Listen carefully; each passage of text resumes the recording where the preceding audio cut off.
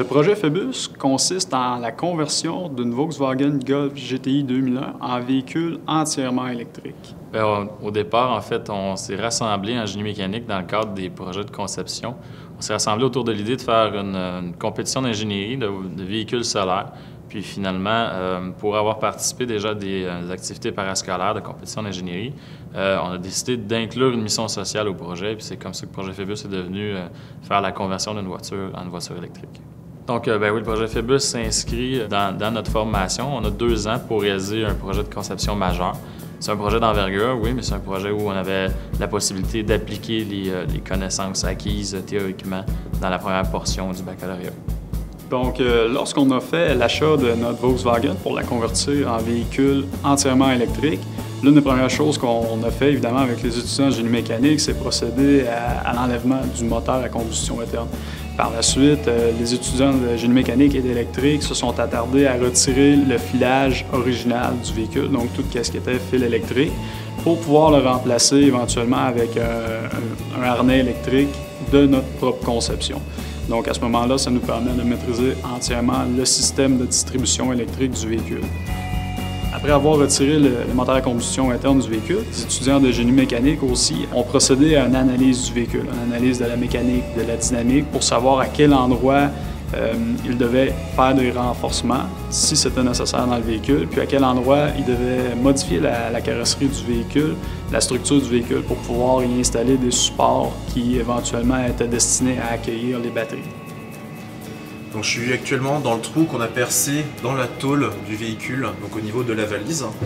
Donc c'est à cet endroit-là qu'on va installer les compartiments de batterie qui vont faire avancer le véhicule. Donc on a installé des plaques de renfort afin que le compartiment puisse résister à tous les impacts qui pourraient survenir lors d'un accident.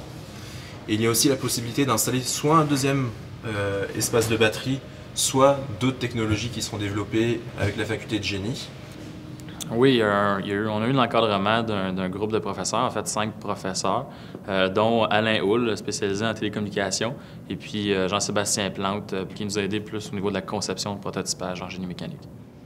Ici, à l'Université de Sherbrooke, on a une approche pédagogique qui est assez innovatrice, qu'on appelle l'apprentissage par problème et projet en ingénierie. Donc, tout notre curriculum là, est basé sur cette méthode pédagogique. On a éliminé les cours magistraux et puis les étudiants travaillent à la résolution de problèmes. Donc, à chaque session, les étudiants ont un ensemble typiquement de 7 problèmes à résoudre, donc de 2 semaines en 2 semaines. Et en plus, ils font un projet de session à chaque session qui, dans le fond, intègre toutes les connaissances acquises là, au cours de la résolution de problèmes. Alors, la philosophie principale derrière l'apprentissage par projet qu'on a au département de génie mécanique et aussi au département de génie électrique, c'est de faire vivre une expérience réelle de conception, une expérience du vrai travail de l'ingénieur alors qu'on est encore à l'école. Alors là-dedans, comme dans ces projets-là de conception, on est capable d'avoir des interventions pédagogiques qui sont très, très ciblées et qui vont favoriser le développement de la pratique professionnelle chez les ingénieurs. Donc, à toute fin pratique, quand on a fini notre bac à Sherbrooke, qu'on arrive sur le marché du travail, on est prêt à travailler maintenant. On a déjà vécu c'est quoi un peu le travail de l'ingénieur, alors même qu'on était à l'école. Le projet Phébus, c'est justement un projet majeur de conception qui s'exécute là, en 7e et 8e session, donc les 2 dernières sessions. Et puis, donc c'est un projet de plus grande envergure que ce que les étudiants font au cours de leurs 6 premières sessions.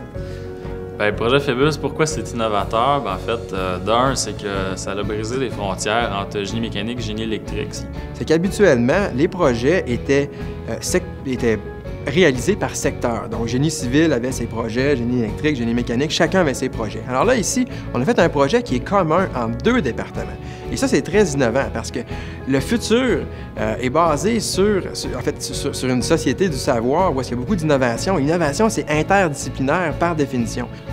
Depuis le projet Phébus, c'est un projet qui est dans un domaine qui est en effervescence, c'est-à-dire les véhicules électriques. Il y a déjà beaucoup d'engouement autour de ça. Nous, on est allé un peu plus loin. On est allé sonder le marché pour voir où il y avait possibilité d'amener des innovations dans un véhicule électrique. Puis c'est là qu'on a décerné la transmission robotisée, le contrôleur central et puis le packaging finalement d'un module de batterie fait maison.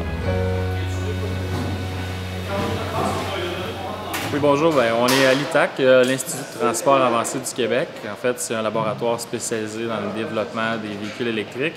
On est avec l'ingénieur Bruno Pilon et puis l'équipe de propulsion pour faire des tests de rodage de la transmission et aussi du mécanisme de changement de vitesse.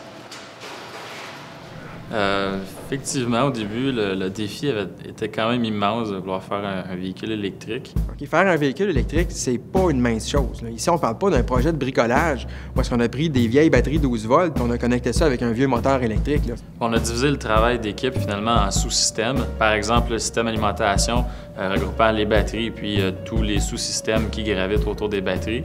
Ou sinon, propulsion, où il y a la motorisation, la transmission et l'interface utilisateur, finalement, la pédale à essence. On a utilisé un moteur à la fine pointe de la technologie, développé par un des leaders mondiaux qui est TM4, une compagnie québécoise. Et on a donc conçu ensuite une transmission de toutes pièces, transmission 2 vitesses mécatronique. On a conçu nos piles au lithium polymère de A jusqu'à Z, les contrôleurs de ces piles-là, ainsi que toute la gestion, toute la logique de gestion du véhicule. Puis par la suite, il faut concevoir un système qui est le plus possible intrinsèquement sécuritaire. Parce qu'il ne s'agit pas simplement de mettre un moteur dans le véhicule, de lui dire on y ajoute un contrôleur avec des batteries et voilà, le système est fonctionnel, donc on peut utiliser notre voiture électrique. C'est pas du tout ça. Parce que ici, on parle de véhicule qui contient un conducteur, donc une vie humaine. Donc notre système se doit d'être sécuritaire. Dans le projet Phébus, là aussi, peut-être étrange que ça peut paraître, je pense que le plus grand défi est d'abord humain, d'abord organisationnel. Au début, je pense que les membres n'étaient pas conscients de l'implication qu'on devait mettre dans le projet. Ça a demandé énormément de temps. On a travaillé sur le projet, on sacrifiait une fin de semaine sur 2. Et là, on prend 30 étudiants qui, pour la plupart, n'ont pas beaucoup d'expérience de travail en équipe. 30 étudiants aussi dont la moitié vient du génie mécanique, la moitié vient du génie électrique. Donc, 2 cultures différentes. Et là, il faut travailler ensemble. La collaboration entre les équipes de génie électrique et les équipes de génie mécanique, ça a quand même été une adaptation au départ, même si on a quand même les mêmes notions fondamentales qu'on a apprises au courant de notre baccalauréat. La façon d'approcher, la façon de résoudre les problèmes en bout de ligne est différente. Et aussi, un autre exemple, c'est que lorsqu'on travaille en coopération génie électrique mécanique, des fois en mécanique, on va faire des concepts très compacts, on laisse pas beaucoup de place pour les composantes électriques. Par exemple, le BMS qui va sur le système de batterie, on laissait peu d'espace, donc après ça, on a appris à dégager un peu. Donc, il faut faire un compromis entre les deux pour arriver à une solution commune dans le cadre du projet. À cela se rattache nécessairement le défi du financement du projet. Je le vois un peu comme étant un aspect un peu secondaire d'aspect organisationnel, parce que s'organiser veut dire être capable de trouver les ressources pour mener ce projet-là à terme. Et avec un coût total de près de 250 000 ça dépasse de loin les niveaux de financement typiques des projets de fin de baccalauréat. Et l'équipe Phébus a su s'organiser.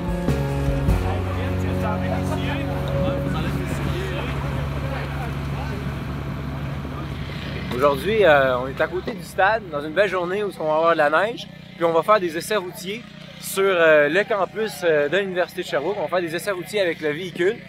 Entre autres, ce qu'on veut faire ici, c'est tester le véhicule dans ses conditions réelles de conduite, c'est-à-dire sur une route avec des pentes, des descentes, des montées, des virages. Bien, la pertinence du projet Phébus, c'est sûr que c'est pertinent dans le sens où actuellement, tout le monde se questionne sur les changements climatiques, sur la dépendance au pétrole. Donc, c'est sûr que le projet Phébus, qui vise le développement d'une voiture électrique, bien, ça s'inscrit tout dans ce courant-là qui vise à faire en sorte que les moyens de transport soient de plus en plus verts, de plus en plus durables. Non seulement aussi, le projet Phébus fait la promotion des véhicules verts, mais en même temps, ce projet-là est un peu, à quelque part, un outil de développement dont l'université va se doter. Puis cet outil de développement-là va servir à l'Université de Sherbrooke à former des ingénieurs qui sont spécialisés dans le domaine des véhicules électriques. Donc, il y a une synergie un peu qui est en train de se créer entre l'industrie du transport propre et les universités qui œuvrent dans ce domaine-là, comme Sherbrooke, par l'entremise du projet Phébus. Donc, les gens qu'on va avoir formés vont pouvoir aller travailler chez ces acteurs-là. Et puis, certainement, ces étudiants-là sont beaucoup plus sensibles aux aspects durables dans la réalisation de leur métier. Ils vont être capables d'influencer le milieu où ils vont se retrouver au travail, bien sûr.